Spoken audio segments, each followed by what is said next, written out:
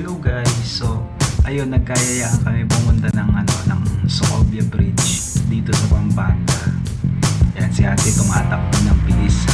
Ayan si Karen Brian, bakit pa lang siya. Sobrang taas. So, yan, papunta na kami dun sa may sa dulo. Sobrang init kasi pumunta kami alas 3 ng hapon.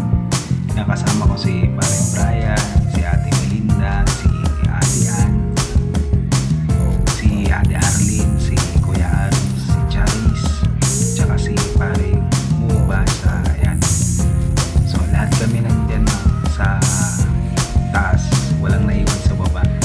Tapos yung motor namin tsaka yung tricycle iniwan lang namin sa baba kasi bawal pala dito yung sasakyan, guys.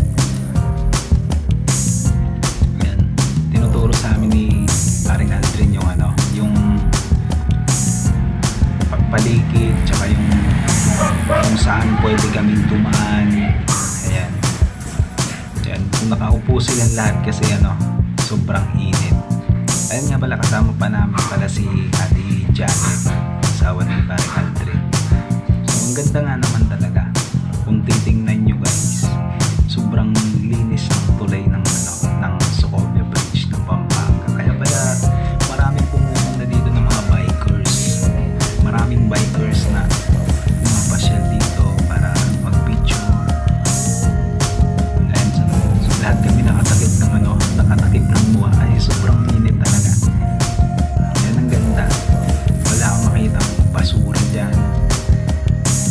So sa ngayon, guys, hindi pa ito dinadaanan sa sasakyan kasi bawal pa. Ayan. Pagdating dito, huminto na kami. And so hanggang dito na lang tayo, guys. Thank you. Hanggang dito, guys. Pasyal kayo.